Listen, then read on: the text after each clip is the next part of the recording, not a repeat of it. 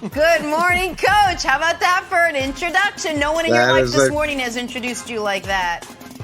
That is a fantastic introduction. Thank you. I need that more often. Just today. Hey, tell us, how can the Chiefs get back on track Sunday against Washington? Run through it for us. Give us the game plan. Okay, well, Nick isn't going to like my first point because he never likes this point. One of the first things they can do is they can run the ball. And I talked about this going into last week's game. And it's one of those things that I understand when you've got Patrick Mahomes and you've got those offensive weapons, the last thing you want to do is run the ball. But it allows the offensive line to attack. It slows down the pass rush. We see what happened when Dallas committed to the running game. We see what happened when Pittsburgh last week commits to the running game. It changes things and it provides balance to the offense, and Kansas City needs some balance. I'd say the second point goes to the defense, and the defense has been talked about a lot. And oftentimes when you get into a hole, the thing that you do is you're trying to figure out what to add. And some of the best things that you can do is just stop digging and to simplify the defense and sit back and identify what you do well. And let me show you an example from the Buffalo game where this is a standard defense that they're going to end up running. They show post-safety press man defense, and I love the disguise that Spagnuolo incorporates. And pre-snap, Sorensen's actually going to drive out to half the field. They're going to play a standard cover 2 defense. That means 2 safeties back deep and another player who's going to get the middle read. Buffalo's going to run an in cut, and Diggs is going to run a little post corner. That in cut eats up the backside safety, which it shouldn't. He should still be deep. And the post corner has Sorensen break to the outside, and the middle dropper, he sits down.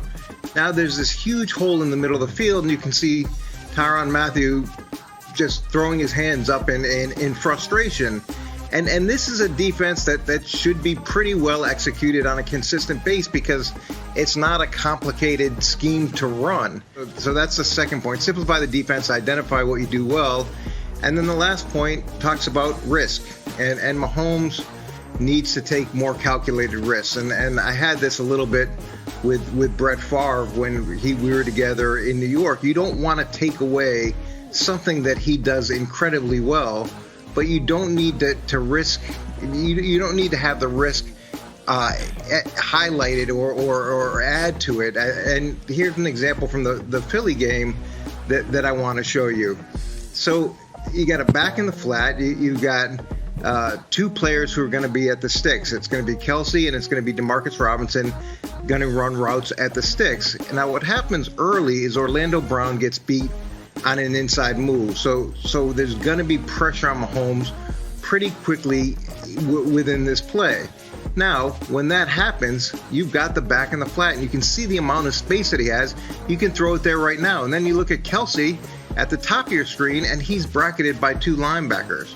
Now, Mahomes is actually going to go and look at Demarcus Robinson. He's not even considering the flat as an option, but he's looking at Robinson, and then he's going to come back late to Mahomes.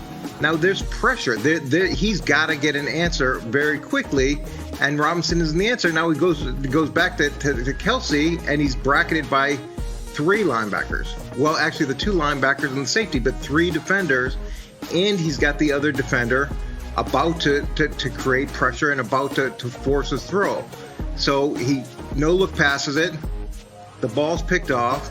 And it's a chance that's taken that doesn't need to be taken. You could go to the flat. You don't need to force it into Kelsey. And these are the type of plays that are unfortunately for Kansas City, causing and creating more turnovers than we've seen him have since his rookie season. So he's got to be able to take risks. You don't want to take that away from him. But he's also got to be able to take a step back and say this risk isn't worth it. And especially in that situation, it's a 7 or 8 yard completion. I know it's a 3rd down throw, but it just isn't worth the opportunity for a turnover. Yeah, the only thing on the Mahomes play I would disagree with is I don't know if it's quite fair to call that a no-look pass. I don't think that was a no-look pass. I think his head was looking one way, his eyes the other. I don't think he was trying to be fancy there. I think it was bad play.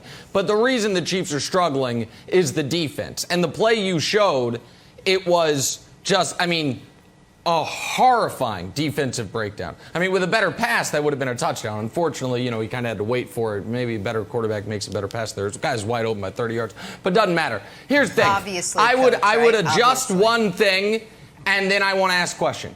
The biggest adjustment the Chiefs could have made in the Buffalo game and could make moving forward is don't employ Daniel Sorensen. I would like that. I would advocate for that. I don't know if they're taking job applications, but that would be the first thing. But here's what was so frustrating with me about the Buffalo game, particularly the first half, Coach. They weren't bringing any pressure at all. And the reason, theoretically, you don't bring pressure is you want to prevent the big play. But they were bringing no pressure and giving up the big play. So if when the defense playing as bad as it is, when you say simplify it, is this a level of that? Which is, if we're going to give up a huge play when we drop 7, we might as well blitz 6, drop 5, because we're giving up big plays in standard defense anyway. That way maybe we can generate a few of our own, because in the second half, when temporarily they started to show some resistance, they were bringing more pressure. Again, that's not going to fix things, but maybe it stops the bleeding a bit, because if you're not bringing pressure and you're still giving up 70-yard bombs, then you're just drawing dead entirely defensively, I would think. Well, first of all, your answer of firing someone is pretty consistent with your answer with most problems in the NFL. Yeah. Fire the coach, fire the GM, fire the safety. Unfortunately, it's pretty hard to replace guys mid-season, especially guys with a lot of experience. Well, you're right. Thomas, you can bring pressure as an answer, but there's only so many reps that you have during the course of the week. And if you're going to have multiple defenses, you're trying to rep those things against the plays that you think are the highest probability of showing up, and then you've got to rep the contingencies, the hard things to adjust within that concept. And what that does is it gives you options, but it does create some indecision. You don't get to build up the reps.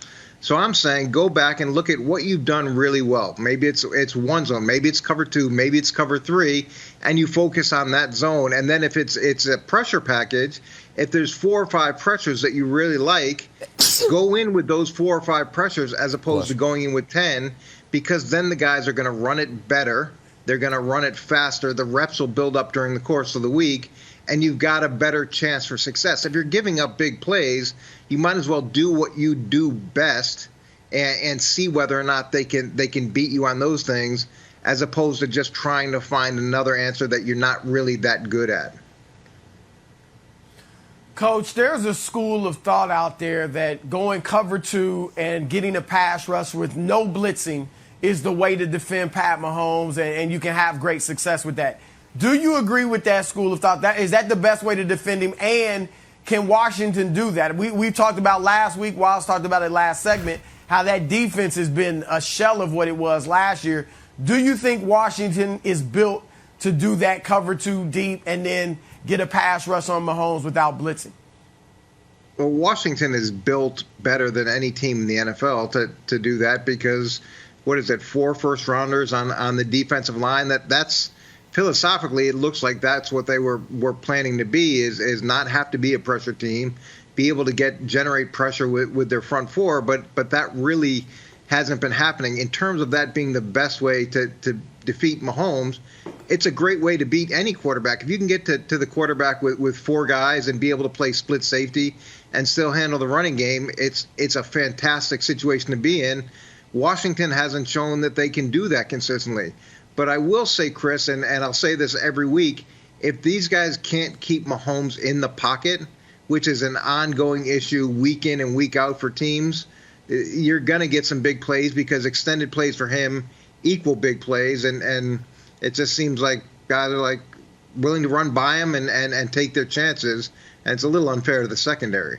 Thanks for watching. Subscribe here to get the latest from the show. Also, be sure to check out more of the best clips from First Things First, or go watch a few segments from our other shows on FS1.